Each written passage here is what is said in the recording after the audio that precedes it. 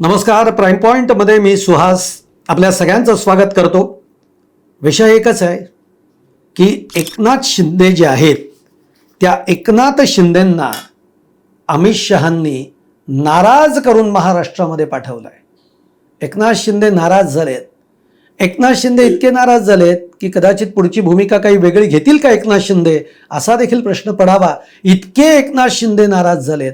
का झालेत काही तुम्हाला फार आठवण्याची गरज नाही. एवढंच लक्षात घ्या, आत्ता एकनाथ शिंदे आणि देवेंद्र फडणवीस यांना दिल्लीमध्ये तातडीनं बोलावून घेण्यात आलं होतं. पण घडलं काय, येताना फक्त फडणवीसांनी एकच प्रतिक्रिया दिलेली आहे आणि ती प्रतिक्रिया म्हणजे मी मुंबईत येतोय, मी महाराष्ट्रातच आहे, मी कुठेही जात नाही आहे. आणि यामुळे एकनाथ शिंदे प्रचंड नाराज आहेत अशी बातमी आहे. आणि त्यातून पुढची बातमी अशी आहे की आपल्या मुलाला घेऊन म्हणजे डॉक्टर श्रीकांत शिंदे, खासदार डॉक्टर श्रीकांत शिंदे यांना घेऊन सुद्धा एकनाथ शिंदे नाराज झालेले आहेत. काय नेमकं कारण आहे आपण सगळं बघूयात या व्हिडिओमधनं. तुम्हाला व्हिडिओ आवडला तर लाईक करा, शेअर करा, चॅनल सबस्क्राईब करायला विसरू नका. तर मंडळी, आंदोलन आपल्याला माहिती आहे दिल्लीमध्ये जंतर मंतरवर झालेलं. या आंदोलनाच्या दबावामुळे धर्मेंद्र प्रधानांना राजीनामा द्यावा लागला, तेही आपल्याला माहिती आहे. सरकार चुकलं. आत्तापर्यंत मोदींनी कधीही त्यांच्या मंत्रिमंडळातला एखाद्या मंत्र्याचा आजपर्यंत राजीनामा घेतला नव्हता, पण अखेर मोदींना तो घ्यावा लागला. हे सगळं झाल्यानंतर दिल्लीमध्ये प्रचंड घडामोडींना वेग आला. महाराष्ट्रातनं देवेंद्र फडणवीस म्हणजे मुख्यमंत्री आणि उपमुख्यमंत्री एकनाथ शिंदे यांना तातडीनं दिल्लीमध्ये बोलावून घेतलं. जेव्हा हे यांना दिल्लीमध्ये बोलावून घेतलं तेव्हा महाराष्ट्रामध्ये उलटसुलट चर्चा सगळ्या सुरू झाल्या.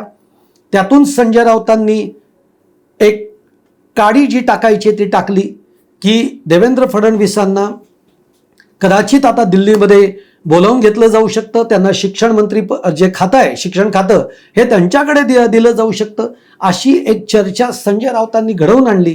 आणि ती घडवून आणल्यानंतर एकनाथ शिंदेंच्या गोटामध्ये एक वेगळा आनंद. कारण गेल्या काही दिवसांपासून आपण बघतो एकनाथ शिंदेंचे जे काही नेते आहेत ते एकनाथ शिंदे हे पुढचे मुख्यमंत्री आहेत आणि देवेंद्र फडणवीसांना दिल्लीमध्ये बोलावून घेतलं जाणार आहे अशा चर्चा त्यांनी रंगवल्या होत्या. बच्चू कडूंनी थेट सांगितलेलं होतं. आणि त्यामुळे एकनाथ शिंदेंना असं वाटलं की आत्ता जे काही अमित शहांनी तातडीनं बोलावून घेतलेलं आहे याचा अर्थ देवेंद्र फडणवीसांना आता दिल्लीमध्ये थांबवलं जाईल आणि आपल्याला हे सांगितलं जाईल की एकनाथ शिंदे, महाराष्ट्र तुम्ही सांभाळायचं आहे, महाराष्ट्राचे मुख्यमंत्री तुम्ही आहात, असं आपल्या कानाला ऐकायला मिळतंय की काय असं एकनाथ शिंदेंना वाटलं. आणि म्हणून जाताना देखील एकनाथ शिंदेंची दिल्लीमधली बॉडी लँग्वेज तुम्ही बघा, एकदम झोकात होती. पण घडलं उलटच. एकतर मुळामध्ये मी पहिल्यांदाही माझ्या एका व्हिडिओमध्ये म्हटलेलं आहे की शिक्षण खातं हे देवेंद्र फडणवीसांना देणार नाहीत. फडणवीस सुद्धा ते स्वीकारणार नाहीत. जर फडणवीसांना दिल्लीमध्ये बोलावून घ्यायचं असेल तर त्यांच्यावर खूप मोठी जबाबदारी दिली जाऊ शकते. कारण एक बुद्धिमान नेता, अभ्यासू नेता, प्रशासनावर पकड असणारी नेता आणि पुन्हा 6 वर्ष महाराष्ट्राचं मुख्यमंत्री पद भूषवणारा नेता म्हणून देवेंद्र फडणवीसांकडे बघितलं जातं. त्यांना जर खातंच द्यायचं झालं तर मग ते अर्थ खातं दिलं जाऊ शकतं, संरक्षण खातं दिलं जाऊ शकतं, शिक्षण खातं काही त्यांना दिलं जाणार नाही. पण म्हणतात ना की एकनाथ शिंदेंना वाटत होतं की आता ते दिल्लीमध्ये थांबतील आणि आपल्याला आता महाराष्ट्राचा कारभारी म्हणून आपल्याला ते पाठवून देतील. पण घडलं नाही. दोघंही परत आले. सध्या आपल्याला माहिती आहे की ज्या काही म्हणजे मंत्रिमंडळामध्ये जे काही फेररचना जी सगळी चर्चा चालू होती ती चर्चा सुद्धा या आंदोलनामुळे आता पुढे ढकलली गेलेली आहे.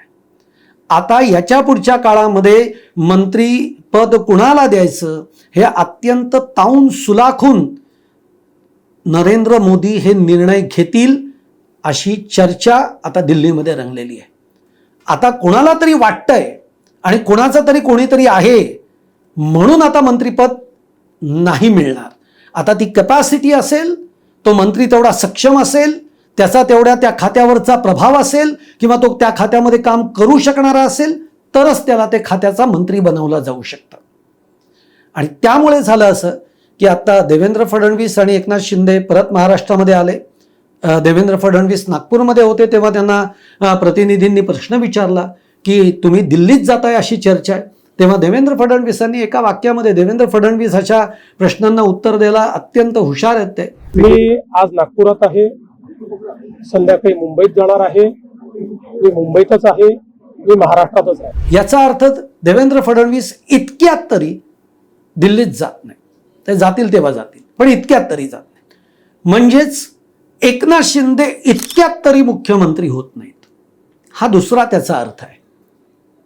त्यामुळे एकनाथ शिंदे नाराज झाले की सातत्याने आपल्याला ही हुल मिळतीये की तुम्ही मुख्यमंत्री होणार आणि ते सगळं आपल्या जवळ येतंय असं वाटतंय आणि तेवढ्यात ते दूर जात आहे. अमित शहांनी आत्ता देखील अशी चर्चा आहे किंवा अशी माहिती माझ्या कानापर्यंत आली, खरी खोटी मला माहीत नाही, अमित शहा अजूनही एकनाथ शिंदेंना असं म्हणतायत की तुमचा पक्ष जो आहे तो भाजपमध्ये मर्ज करा आणि मग तुमचं मुख्यमंत्रीपद हे फिक्स्ड असेल. मग त्याच्यानंतर देवेंद्र फडणवीसांना दिल्लीमध्ये कसं आणता येईल ते आम्ही बघू, कोणत्या खात्यावर आणायचं वगैरे, पण तुम्ही आधी मर्ज करा. त्याला एकनाथ शिंदे तर तयार नाही आहेत. त्यामुळे ते तसंही घोडं भिजत पडलेलं आहे. आणि दुसरी गोष्ट झाली अशी की आता कॅबिनेटमध्ये जे काही मंत्रिमंडळ फेररचना जी होणार होती ती या सगळ्या आंदोलनामुळे आज सरकारला जे झुकावं लागलं, त्यामुळे तर सरकार केंद्रातलं हेच मुळात अस्वस्थ आहे. नरेंद्र मोदी आता प्रत्येक गोष्ट ही कुठेही त्याचा लूफहोल्स न राहता आपल्याला काम करावं लागणार आहे आणि मंत्र्यांना काम करावं लागणार आहे. अशा पद्धतीने आता ज्याला आपण म्हणतो ना, आता आपण सगळे टोवर आलेलो आहोत, म्हणजे आपण पंजावर उभे आहोत आणि आता आपल्याला फक्त काम करायचं आहे, अशा पद्धतीच्या भूमिकेमध्ये नरेंद्र मोदी आहेत. त्यामुळे हे जे आत्ताचं मंत्रिमंडळ फेररचना जी आहे ती पुढे ढकलण्यात आलेली आहे. त्यातून आत्ता पावसाळी अधिवेशन आहे. हे अधिवेशनातले गेले 6-7 दिवस तर काहीच झालं नाही.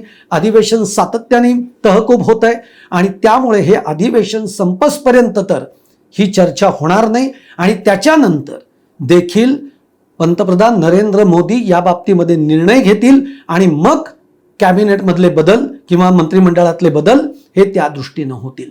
म्हणजे थोडक्यात मंत्रिमंडळ फेररचना जी आहे ती आता काही महिन्यांपुढे ढकलली गेलेली आहे. मग त्याला एक पुढचे 2 ते 3 महिने म्हणा, ती पुढे ढकलली गेली आहे आणि त्यामुळे एकनाथ शिंदेचे सुपुत्र डॉक्टर श्रीकांत शिंदे हे देखील अस्वस्थ आहेत. एकनाथ शिंदे नाराज झालेले आहेत की एक तर मुख्यमंत्रीपदही नाही, आपल्याला मुलाला कॅबिनेट मंत्रीपदाचा दर्जा मिळणार होता तोही पुढे जातोय आणि त्यातून एकनाथ शिंदेंच्या शिवसेनेमध्ये जे 6 खासदार ठाकरे गटाचे फुटून गेलेत ते सुद्धा दिल्लीतल्या या सगळ्या प्रकरणानंतर, म्हणजे मोदी सरकार जे बॅकफूटवर गेलंय त्यामुळे आता हे खासदार अस्वस्थ झालेत की खरंच 2029ला जर भाजपला या सगळ्याचा फटका बसला तर आपल्या मतदारसंघात आपला निभाव कसा लागेल हा प्रश्न या खासदारांना पडलाय. आणि म्हणून उद्धव ठाकरेंच्या वाढदिवसाच्या निमित्ताने काही त्यातल्या खासदारांनी जे पोस्टर्स लावली आहेत त्याची चर्चा व्हायला लागली आहे. त्या पोस्टरमध्ये एका खासदारांनी तर धनुष्यबाणामध्ये उद्धव ठाकरेंचा फोटो टाकलाय. धनुष्यबाण कोणाकडे आहे? एकनाथ शिंदेंकडे आहे. आणि त्यामुळे या खासदारांच्या फोटोची आता बॅनरची चर्चा होतीये. हे खासदार ठाकरेंना शुभेच्छा देतात याची चर्चा होतीये. एकूण काय तर आता एकनाथ शिंदेंच्या शिवसेनेमध्ये प्रचंड सगळ्याच गोष्टींना घेऊन अस्वस्थता पसरली. तुम्हाला काय वाटतंय? तुमच्या देखील कमेंट बॉक्समध्ये जरूर टाका आणि माझा हा व्हिडिओ आवडला तर नक्की लाईक करा, शेअर करा आणि चॅनल सबस्क्राईब करायला विसरू नका.